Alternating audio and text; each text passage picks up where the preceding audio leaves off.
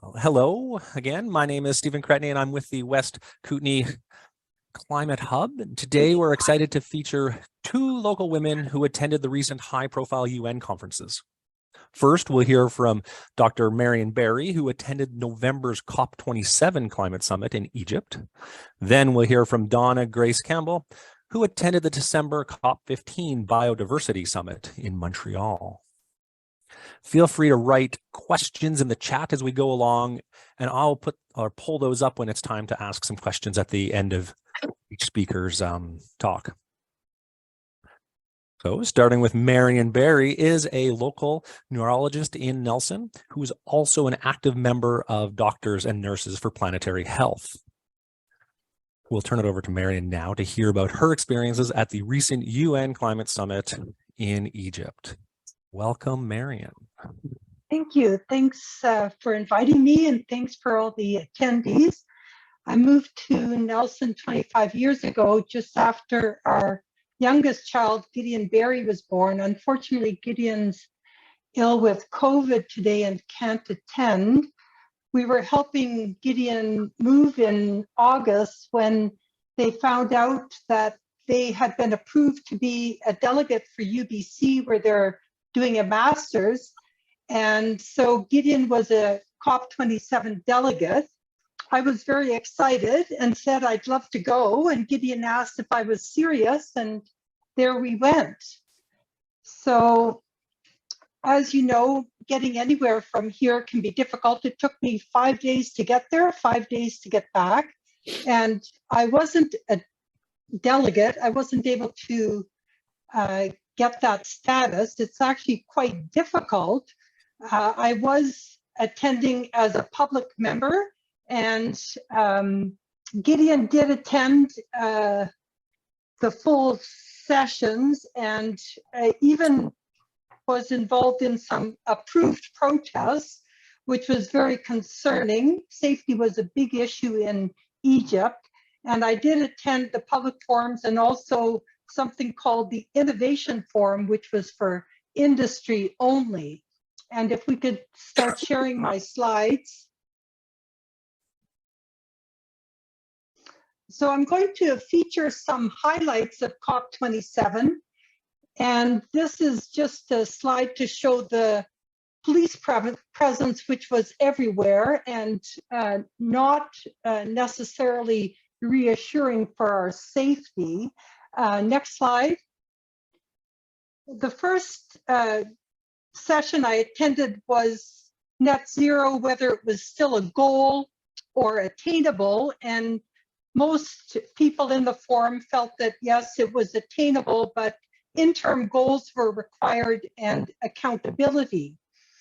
Whether zero carbon energy was attainable was questioned, and education was thought to be one of the prime requirements, education for the public. Coal was going into retirement, and of course, solar, hydrogen, and wind and carbon capture were mentioned. The youth envoy for the president, Omni El Omrani, spoke quite eloquently. She's actually a resident in medicine. And the bottom line there was that 90% of youth felt that not enough had been done. Youth felt that they could be a catalyst between government and private sector, and the solution was working together, and the importance of the loss and damages agenda. The United Nations Framework Convention on Climate Change Priorities were number 1, compensation for loss and damages. Number 2, keeping 1.5 alive. That means not increasing the global warming temperature more than 1.5 degrees above pre-industry levels, and food and energy security issues. Next slide. Climate injustice was highlighted by many in the global south, and adaptation was brought up as being very complex.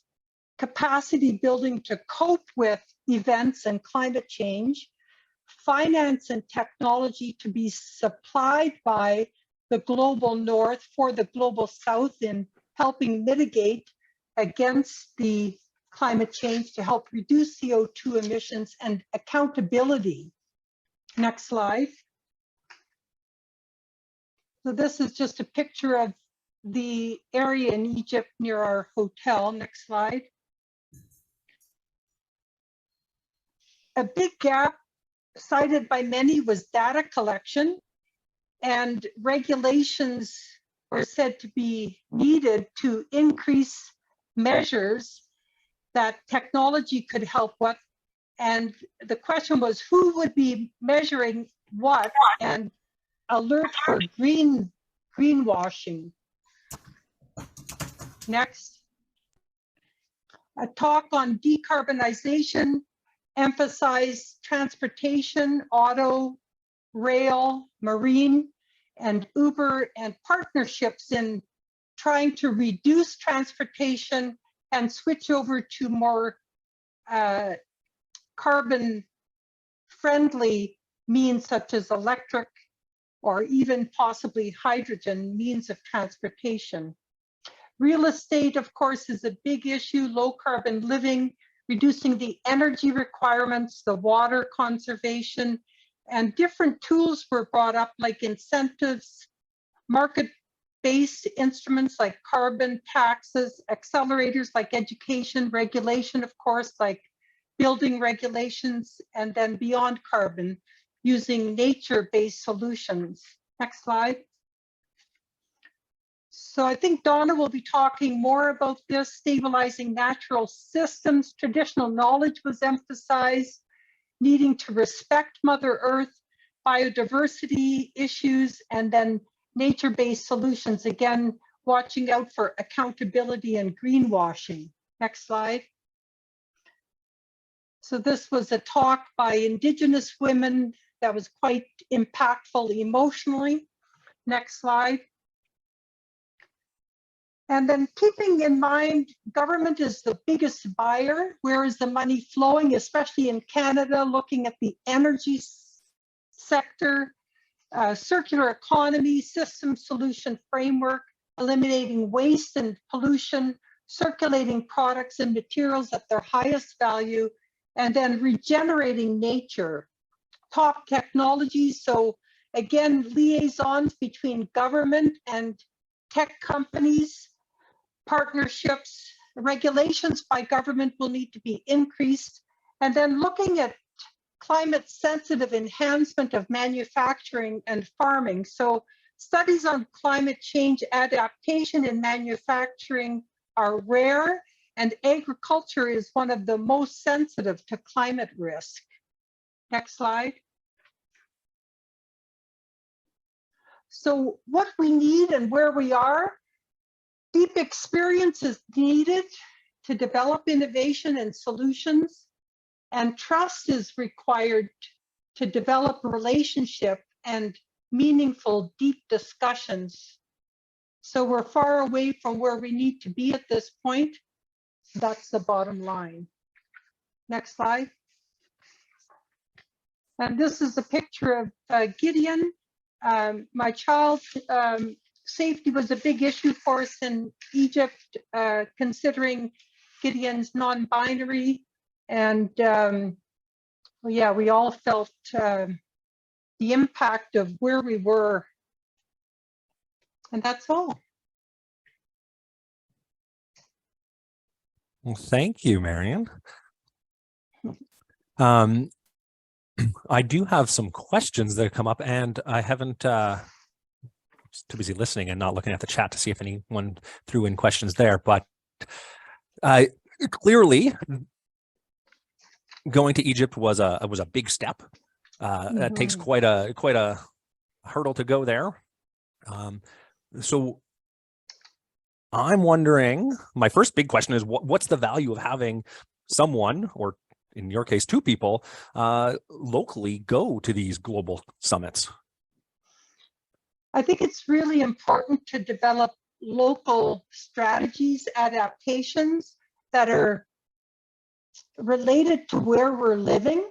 And I think it's really important to have conversations with other people. So you can think about salt being needed or seeds being needed to kind of disperse that throughout.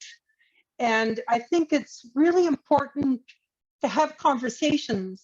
For example, on my trip back, like I said, it was very long and arduous, and I was on an Air Canada flight and I asked about recycling, and they said, well, that's been brought up by some of us here, and at this present time, we're only recycling cans. So just, you know, having conversations, I had conversations with friends after I got back, family. I think it's really important. And then from there, we can disperse out to where we work. So I'm having conversations with interior health, with facility engagement. I'm involved in a number of strategies there. I'm on a regional interior health group now. And from there, we can spread our activity locally to national, to government, to keep them accountable. What's happening with the energy sector? Where are we going with renewables? You know, I think it's really important to know what's happening on the ground level and then take that further afield through our avenues that we can.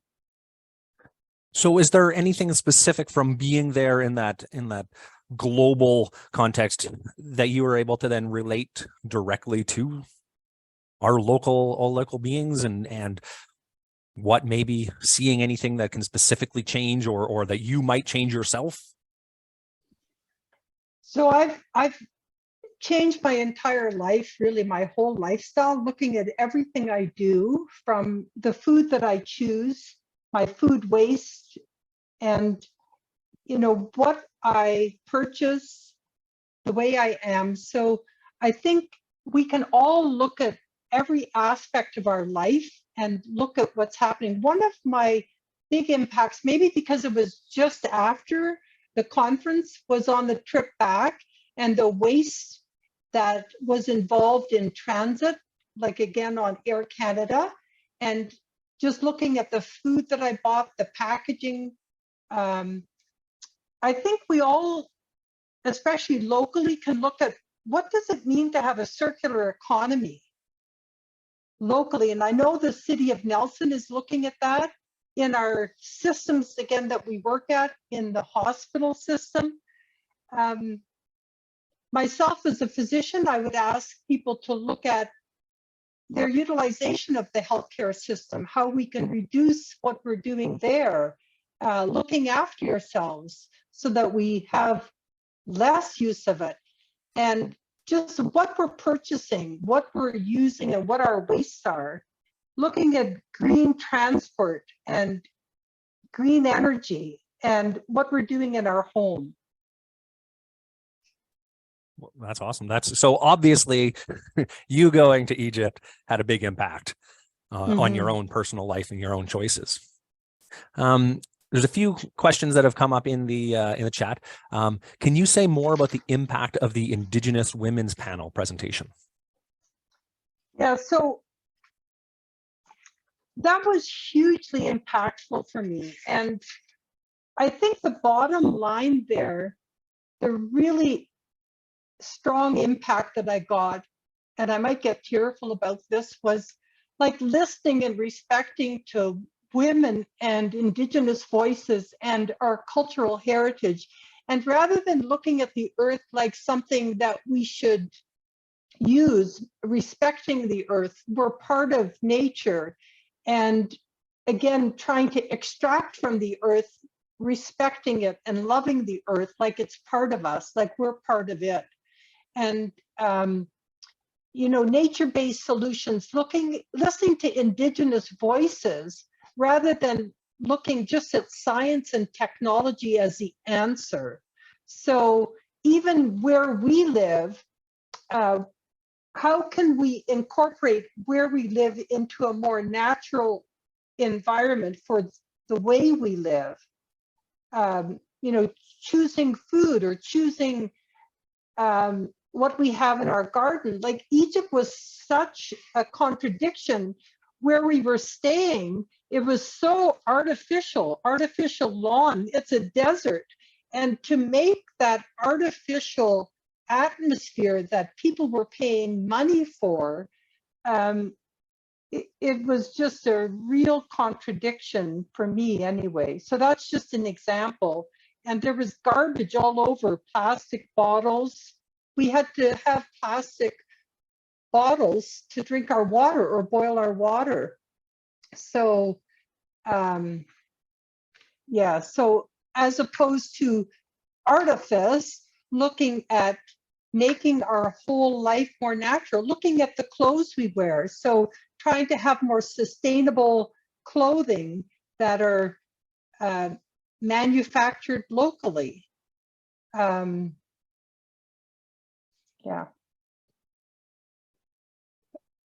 Another question came in around the idea around nature-based solutions, and specifically around how did Indigenous peoples feel about this from what you heard and maybe in that panel. But this person has commented that they've read some articles that there's ambivalence about this within Indigenous communities.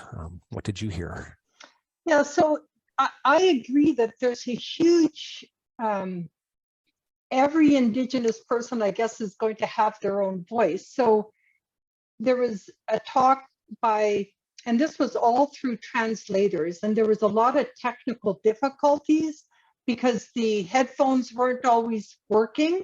Some of the Indigenous individuals, for example, from the Amazon, talked about partnerships with private to allow them a living. So they were okay with partnering with that so that they could economically be more sustainable.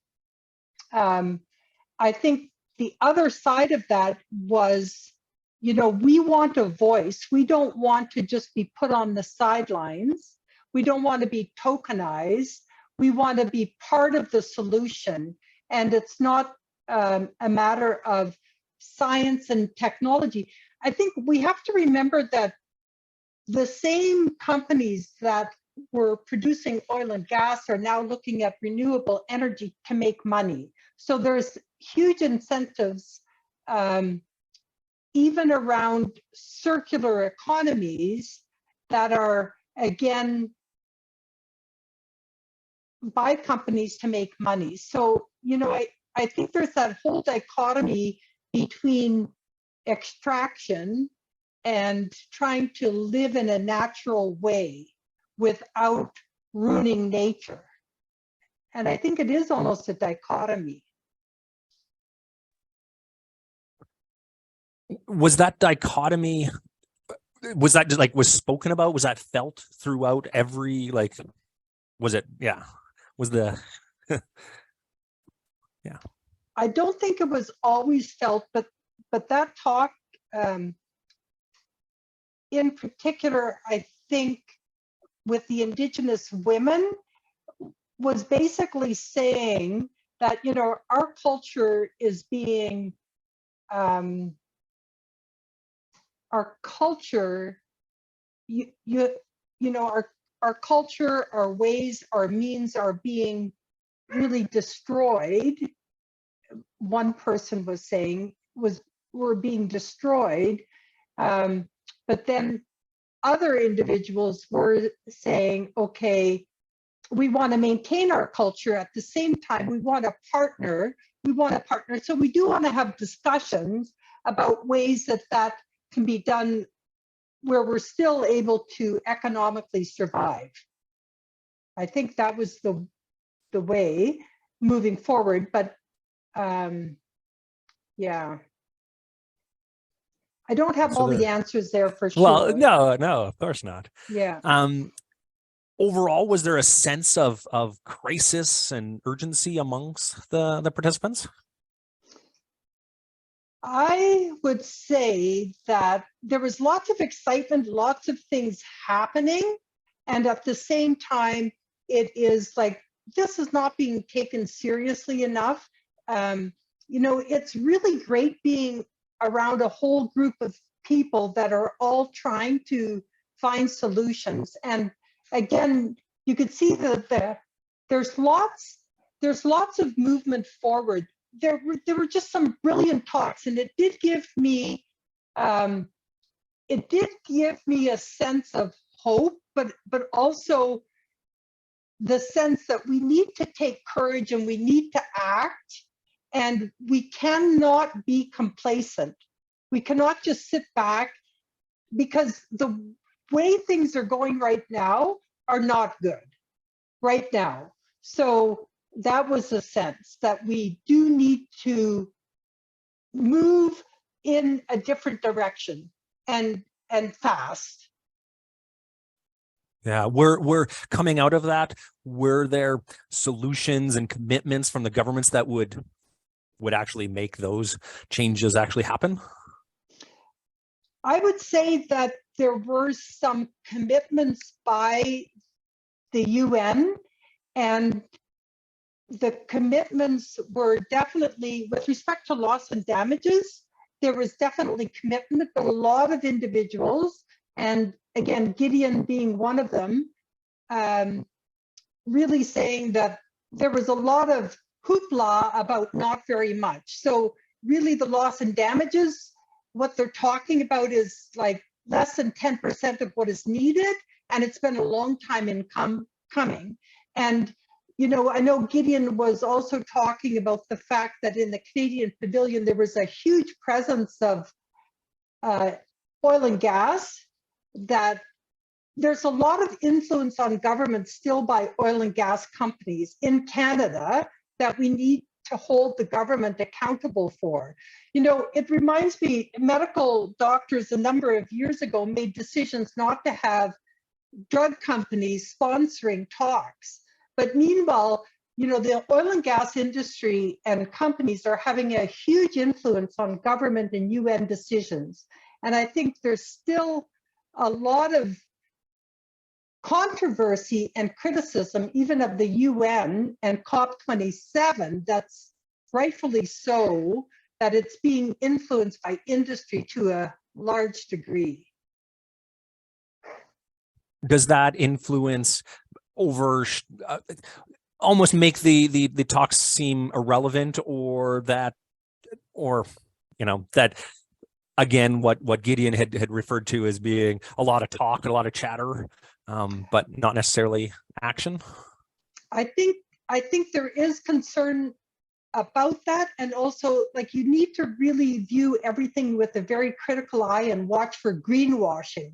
So, you know, you need to hold governments and companies accountable, and you need to be educating yourself and informed to really look at things with a very critical eye and demand more, really, or develop partnerships or discussions to go forward. So it takes a lot of work, like everything takes a lot of work. So I don't think it's overshadowed, but I think that we really need to keep alert.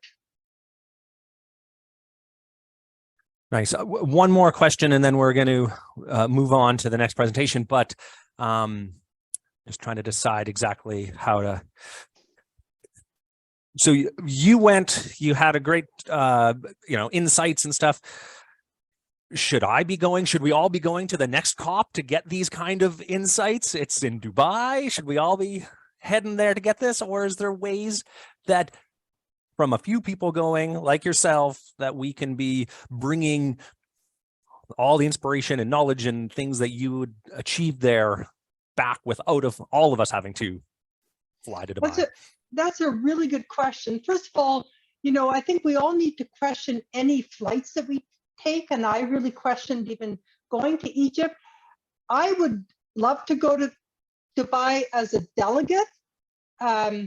At the same time, I'm not even sure if I want to go. So the organizer for COP28 is a CEO of one of the biggest oil producers in the world, just to keep that in mind.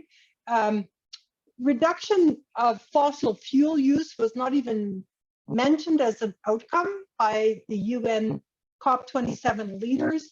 I think it would be great if everybody did go. Dubai, I've been there before. It's a huge artificial, man-created, polluting city. I'm sorry. I know that sounds really negative. It's kind of like the opposite to Nelson or our area.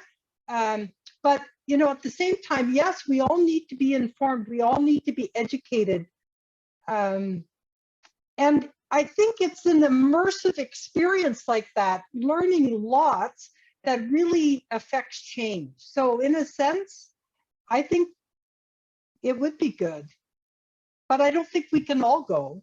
Yeah.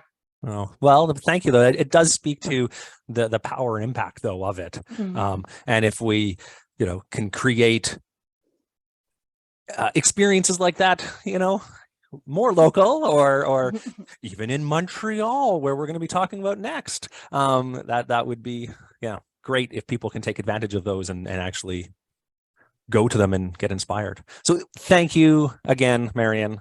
I appreciate you sharing that. Thanks for having me. Now let's hear from Dona Grace-Campbell, a Kaslo resident who works as a nurse in Northern First Nation communities. Dona is also the National Director of Stop Ecocide Canada. Dona, we look forward to hearing about your experience at the UN Biodiversity Summit in Montreal last month. Welcome. Thank you, and thank you for that wonderful presentation, Marian. Really appreciated that and your insights. Can everyone hear me all right? Yes. Yeah, okay. And just want to say thank you to the people that I invited who've shown up, some really old friends and some new friends, some spiritual friends, some teammates. Really great to see you here, and my sisters, which is really fun. Okay, I'm going to share my screen and get started. So can everyone see my first slide here? Yeah? Yes. Okay. Yes. So I'm just, you know, I really appreciated that land acknowledgement in the beginning. And for those of you not in Canada, we do these things all the time. And so I just want to say I'm always a bit uncomfortable with land acknowledgements. Not yours though, Steve. Yours was really nice. Mostly they seem to placate us settlers and don't mean much. So I will open with a land acknowledgement in the words of a Cree youth activist, Maite Saganash. She's the daughter of Romeo Saganash, former MP in the Canadian Parliament. Maite was on our youth panel at COP15, and she said this: whether you like it or not, whether you know it or not, all that you have is based on the theft of Indigenous lands. I believe COP15 is some of the first inklings of reparation. So 2 years delayed due to COVID, China was to be the host of COP15, the UN Convention on Biological Diversity. Knowing that it could be delayed no longer, it was brought to the Secretariat of the United Nations Focus Group and placed that in Montreal, Canada. The theme for this convention spoke to the urgency of the biological crisis. One Earth, one chance, and 30 by 30, and nature positive. But what do these mean? We're going to find out as we move through the presentation. I was a delegate there as a team member on the Stop Ecocide campaign. We work both internationally and nationally to internationally criminalize mass damage and destruction to nature, or ecocide, through an amendment to a statute that holds genocide, war crimes, crimes against humanity, and crimes of aggression. Most people don't know that this is not only possible, but we're already partway there. If you have interest, we can talk afterwards. We had a number of side panels at the convention. But what's the interrelatedness between COP27 in Egypt, which we just heard about, and the one on biodiversity? It's becoming clearer and clearer, and the pathway is this. I want to just highlight two of these because in our next slide, we're going to hear about them clearly by one of my superheroes, the UN Secretary General, Antonio Guterres.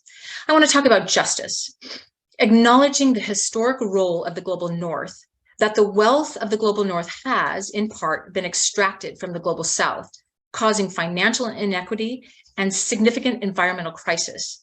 This is the crux of much of the tension we'll see later in the slides. And rights, not only the rights of Indigenous people as the original guardians and land managers, the rights of future generations as well as nature's rights. This conference is our chance to stop this orgy of destruction. Multinational corporations are filling their bank accounts while emptying our world of its natural gifts. Ecosystems have become playthings of profit. With our bottomless appetite for unchecked and unequal economic growth, humanity has become a weapon of mass extinction. We are treating nature like a toilet, and ultimately, we are committing suicide by proxy. Because the loss of nature and biodiversity comes with a steep human cost. We need nothing less from this meeting than a bold post-2020 global biodiversity framework. Yeah. One that beats back the biodiversity apocalypse by urgently tackling its drivers: land and sea use change, overexploitation of species, climate change, pollution, and invasive non-native species. All right.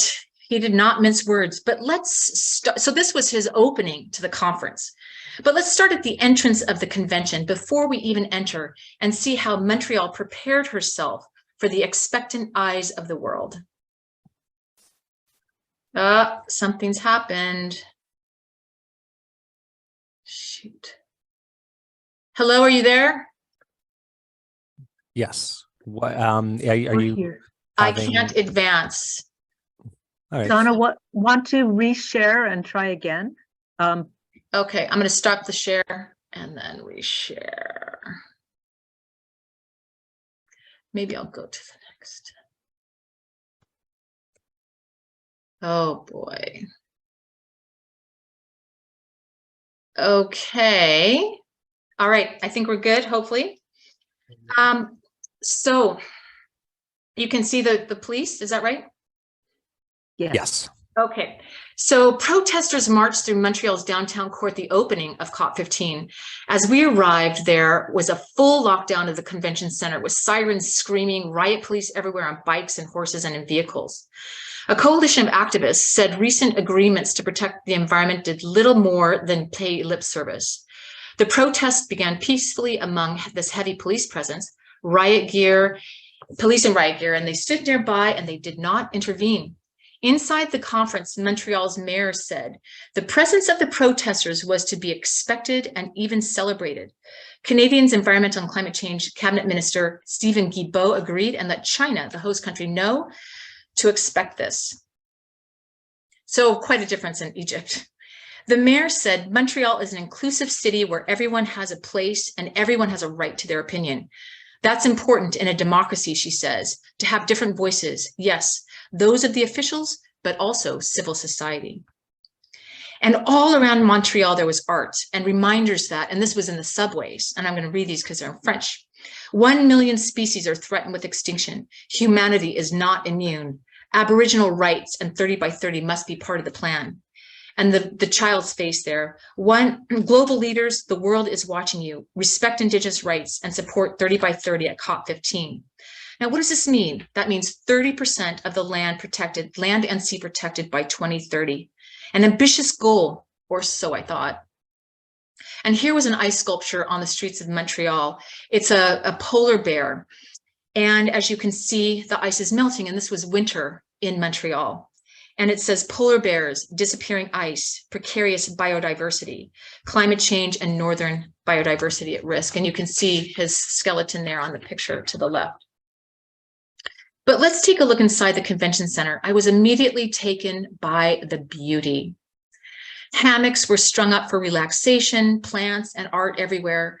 The Leaning Tower of boxes there on the side is an essay to the collapse, urging negotiators and ministers to act. Every night, free Canadian musicians proudly presented, always an Indigenous musician coupled with a well-known Canadian musician. Here's the Canadian icon, Bruce Cockburn, and Diet, an Indigenous singer. Often there was free alcohol because we really needed it. It was made clear as soon as Canada knew that it would host this convention on biological diversity, that civil society would be an active partner. Priority from the offset was given to youth and Indigenous people.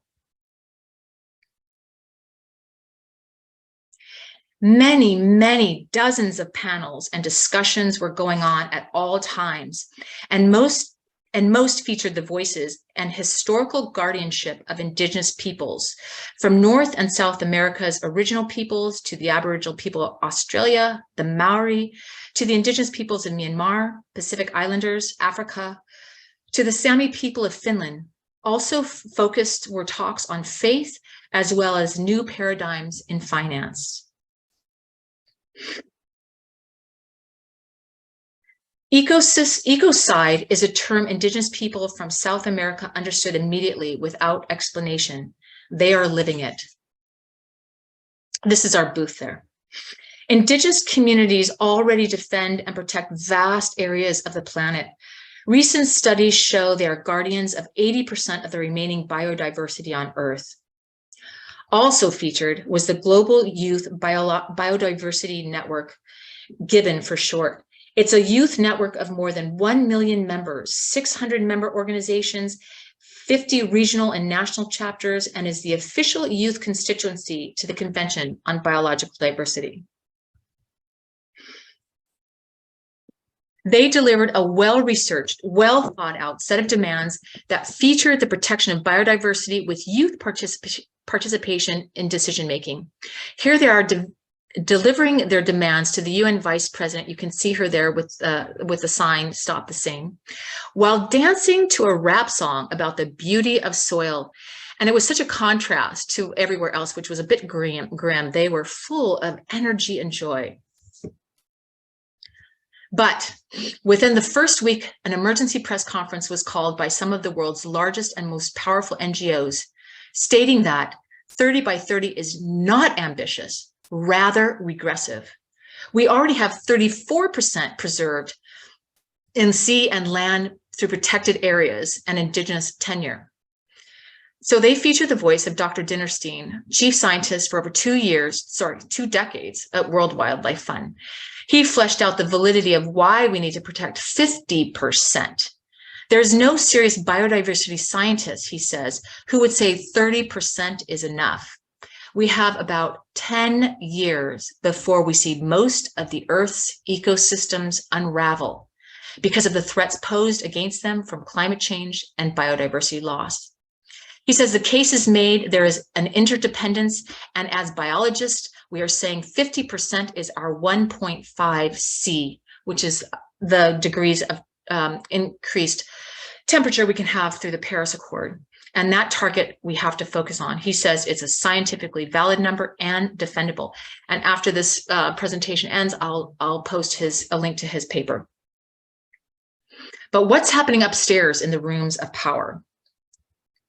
While downstairs was incredibly lively, noisy, and colorful, upstairs in the area of negotiations, it was startlingly quiet.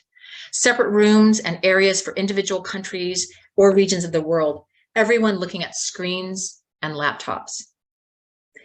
The United Nations Conference of All Parties, that's what COP stands for, makes their agreements through consensus. Every country must agree on the final draft framework for moving forward. Here you see the screens with the text of the proposed framework. At one point late into the convention, there were some 1,800 brackets. Those are points of disagreement that needed to be resolved. Examples such as the one to the right of the screen. The agreement will be non-binding. And of course, the biggest source of conflict, funding for biodiversity. One negotiator joked that there was so much division and lack of progress that ministers are going to sack us all. At the moment, it's a horror show.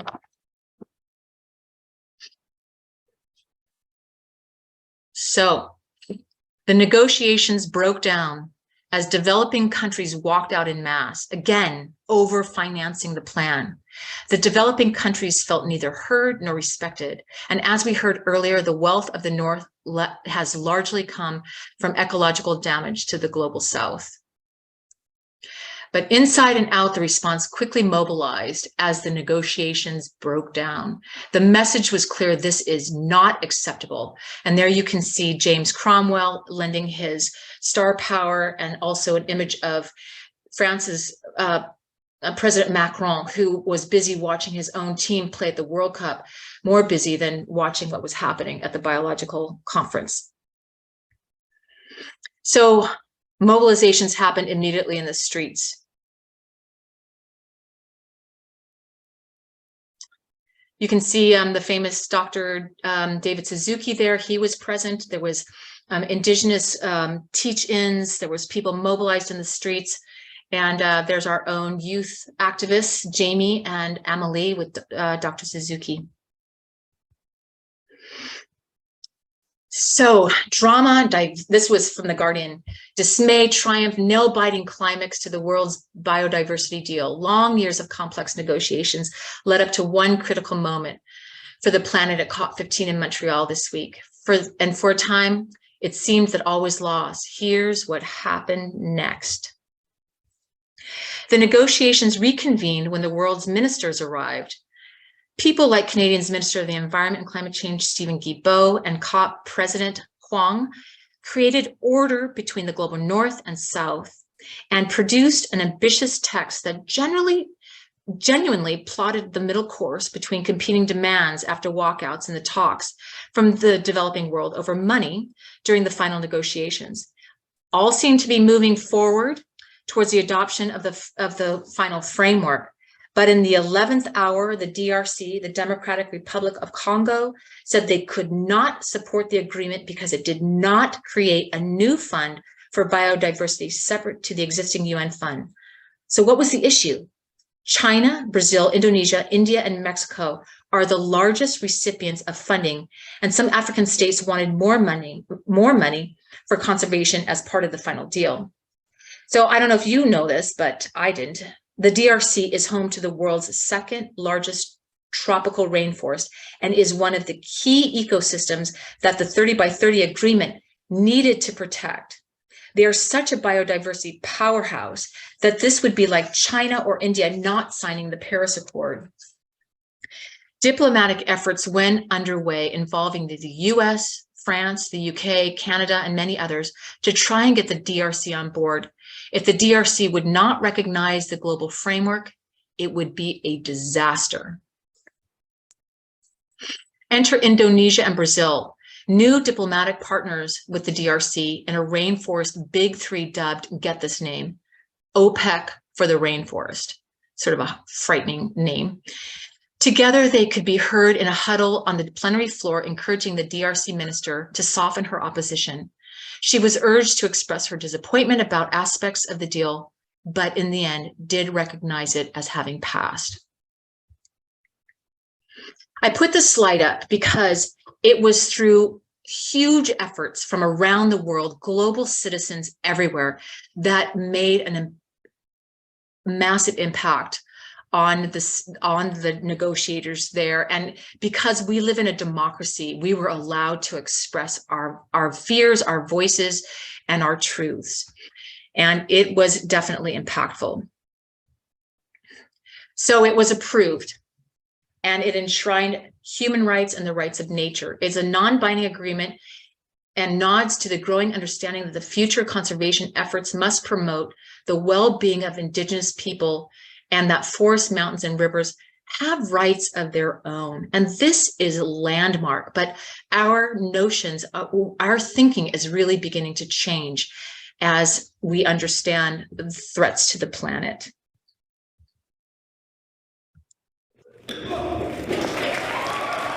So here we are in Montreal, and you know what?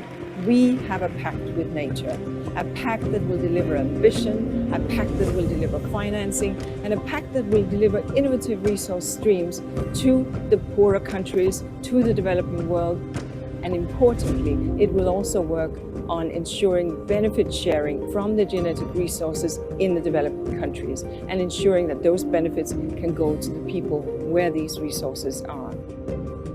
It hasn't been easy, it has been a long road, and we wouldn't have gotten this far if it hadn't been for the extraordinary leadership that we've seen from China.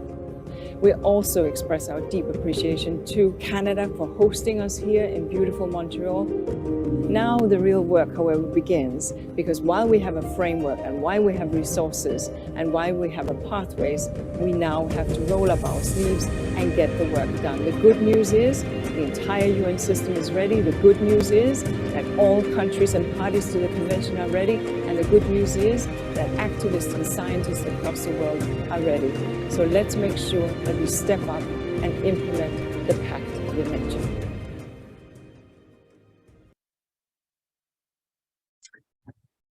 Though this is an amazing framework likened to the Paris Accord, there are still some significant problems. Defining the defining of nature positive so that it can not be used by corporations to greenwash their behavior. Certainly the lack of agreement over the financing of biodiversity and the lack of ambition of the 30 by 30, but needing 50% instead. And of course, the entire framework is non-binding, meaning that there are no consequences for the breaking of the agreement. I'm just going to give a little plug for Stop Ecocide here. Though we welcome the framework agreed, in particular the importance given to the knowledge, rights, and practices of Indigenous and local communities throughout the document, as well as the recognition of the rights of nature. At the same time, given the non-binding nature of this agreement, it is important to recognize the conditions for its application remain inadequate. Recognizing ecocide, as I said, acts as threatening worse damage and destruction of the environment as an international crime is the key element missing from the legal framework. This will create a preventative barrier to deter serious harm, strengthening existing laws, and begin to redirect policies and funds to move them away from harmful practices. So it's easy to feel despair, but I want to talk about hope. What is it? I used to believe that hope was, oh gosh, I hope things get better, a hope that. But now I understand hope as a radical act. Those top 1 or 2% who are blinded by greed and leading us to this dramatic state that we're in don't want us to be hopeful. Hope is a place of power, actually. But if you don't want to believe it as a radical act, think of hope as an orientation of the soul. An orientation of the soul. I love that phrase. Because hope is an action verb. Hope is deciding whose team are you on. And me, I'm going to throw my weight behind justice, behind this beautiful earth, behind youth, and behind Indigenous leadership and wisdom. And I hope that you'll join me there. Thank you so much for your kind attention. Thank you, Dona. Hope as a radical act. Love it. And so do people in the chat. I'm going to jump in right into some questions from the chat. If it's non-binding, then what is the consequences to those who don't follow the guidelines? And when will the money begin arriving to the global south? Well, there you go. I mean, that's the $34 billion question. I mean, we saw that, I mean, the Paris Accord, which is like the most beautiful document, is non-binding, and our carbon emissions continue to rise. So what's the difference here? I don't really know. That's why I work for something that will be binding. And just a plug, we are moving towards the International Criminal Court, the Assembly of States Party, in December with a grouping of nations who are stepping forward to make criminal mass damage and destruction in nature, or ecocide. It will be a multi-year process, but that's very significant. But on the same line, incredible work was done with this document, and it's recognized. And I think that there are enough really great people and great corporations and great leadership at the international level that it's a map. It's a well thought out map of how to get there. And so that's really important. But we need to, and this is where a lot of my hope comes from. And one of the questions that had been posed to me through Laura was, what's the wish that the people in the Kootenays, or whatever area you are, is, what's my wish for you as people who hadn't gone there, is there are so many people working towards justice for Indigenous people, for the earth, for all of us, for the unborn. And I wish you could feel that energy that we felt. We felt despair, but we felt joy while we were there. And it's so moving. You know, I had 3 young women from Russia come to our booth who were looking sideways to see if their government was watching them. And so, of course, we couldn't speak about it, but I saw the despair in their eyes as they couldn't talk about their government, but what their government was doing. So it made very local to me that they're the same as we are. And, you know, we spoke with people from Kenya, we spoke with people from all over the world, and we are all in this together. And our podcast is coming out next week. I hope you'll listen to it, because it was amazing. Our podcast will be really great. It's all of those voices. So nice. I'll get you to throw in the link to the podcast if you can. Well, it's not created yet. So actually, I hope that Laura's got a lot of your emails, because I'll send it out to her. Okay, sounds good. To follow up, or another question, sorry, that was in the chat. Was there a clear difference between the Canadian government and Indigenous presentations? And like for expectations for protected areas, etc.? Well, I don't know if you heard. I mean, there's a lot to be embarrassed about with Canada, but man, there's a lot to be proud of. And I was really proud to be a Canadian. During this presentation, during this 2 weeks, the Canadian government announced $800 million specifically for Indigenous land. So in four areas across the country, and that will also be in our podcast, because the Great Bear Rainforest on our coast here is an Indigenous tenureship, and they're now making it into the Indigenous Sea. So that's money that's going to support them, and they are providing jobs for their own community. They're in conversation with governments and stakeholders, and so that's a really important piece that the Canadian government did. And I really rest this on the shoulders of our Minister of Environment and Climate Change. I don't know if you guys know Stephen Guilbeault, but he was arrested as an activist for Greenpeace a couple of decades ago. He's also been highly criticized as because he gave a thumbs up for an oil extraction program. So he's got his eye on the long view. It's very complicated to be in that position, but unlike any other place, he was available. You could go and talk with him at this place. So as far as, and I felt, yes, there was a lot of Indigenous leadership who said they needed more at the table, but this agreement says that Indigenous voices need to be at the center of it. So I'm not sure what more a non-binding agreement could do. Do you think that there's a chance of becoming a binding agreement at future COPs, like at the next one in whatever, Turkey or wherever it is? So the way that the COPs work is that in order for the agreement to be passed, it has to be by consensus. Every single country has to agree on it. And so I think that will happen possibly when the shit really hits, but not next year. Yeah. Will you be attending next year's, or? Yeah. No, well, I will only attend if I'm a delegate, and because I don't fly when I don't have something important to do. And so our leadership goes to everything, and they're in full force. So can you just briefly share the difference between what being a delegate and a civilian or whatever? Right. I'm not sure what the other phase is, just right. clarify that for everyone. I was there as a delegate for the organization that I work for, and there were other delegates who are on this call, Jamie Hunter, who's also with us, and Dona Grace-Campbell. And so we're delegates because we work with a non-profit or an NGO, non-governmental organization. And so they are open, they're invited by the COPs to participate. And so unlike most COPs in the past, Guilbeault and his people, so the Environment and Climate Change Canada office, they gave it to anybody who wanted. I mean, you had to be associated, but they really opened it up. There was just a deadline. So they really wanted civil society participation. So otherwise, you can go just as an individual, but you can't get inside. You can't get inside and have access to all of those images that I gave you. But we also had access to all of the negotiations. We got into all of the rooms. And I don't know how common that is, but there was no closed door policy.